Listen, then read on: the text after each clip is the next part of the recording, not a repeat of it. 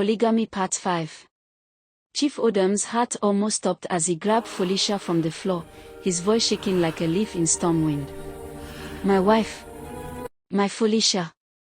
Stay with me, please stay with me, Ijo, don't leave me.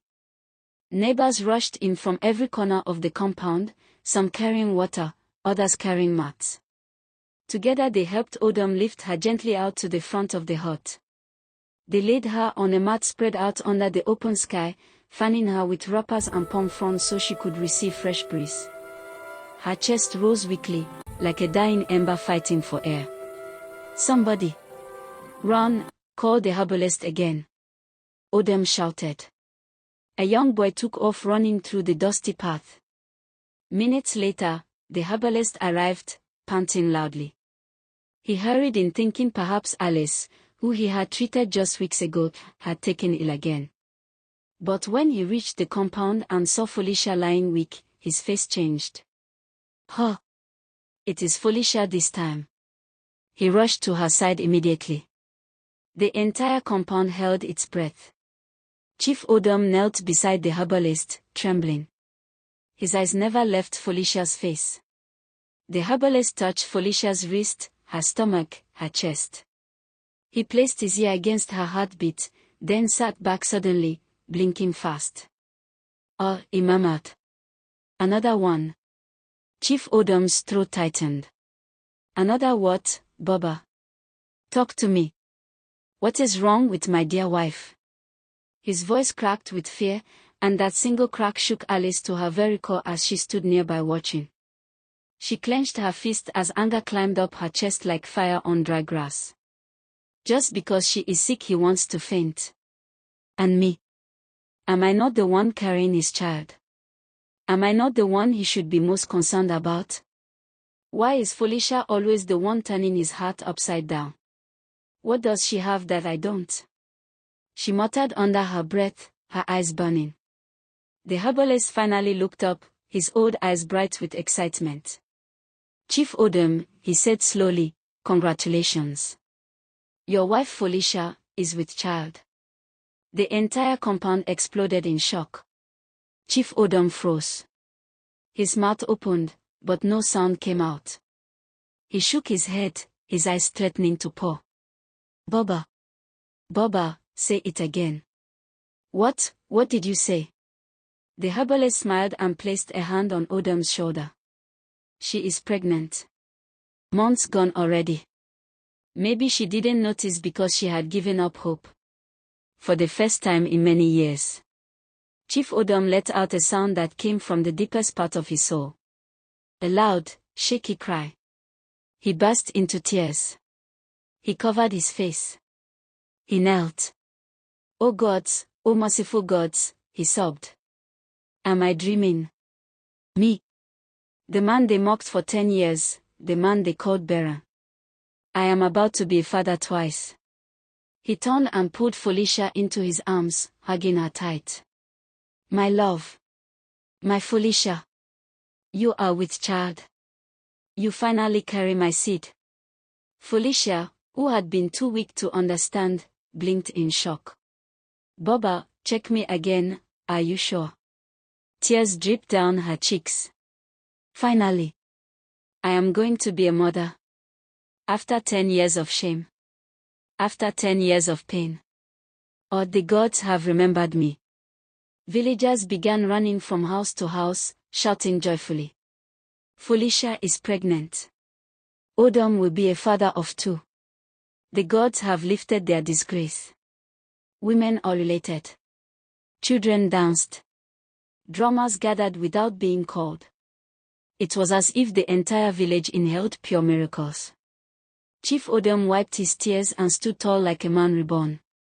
Slaughter the fattest cow, he commanded. And 3 of my biggest goats. Today, Egbejo shall hear my joy.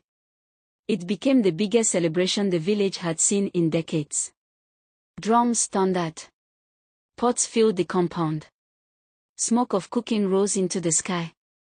People ate, danced, laughed, blessed Odom, blessed Felicia, blessed the unborn child. But inside the hut, Alice sat alone. her cheeks wet with furious tears. "No," she whispered. "No, no, no. This is not true. This cannot happen."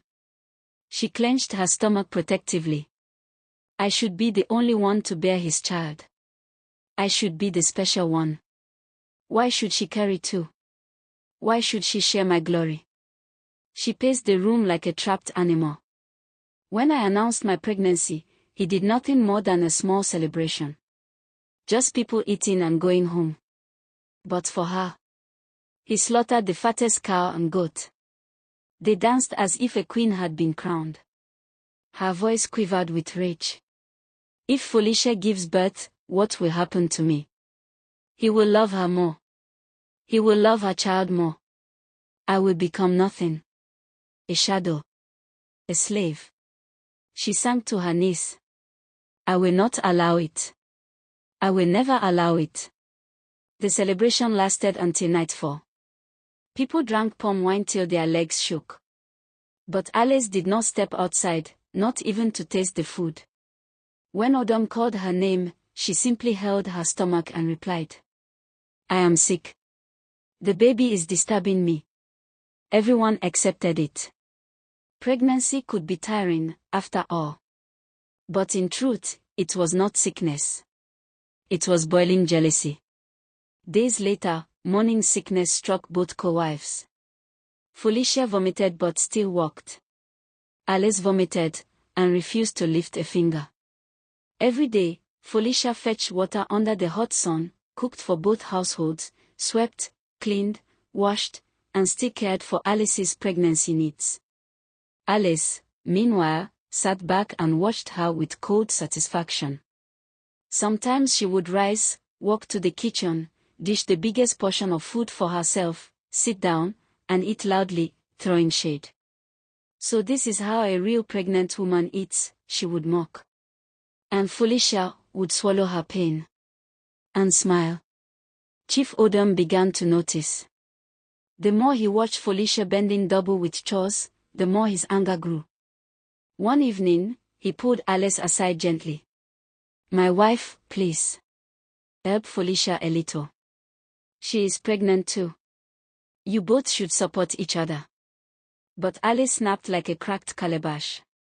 "So because she is pregnant now, she is suddenly special and go and help her yourself if you love her that much." And that is exactly what Chief Odom did. He joined Felicia in the kitchen.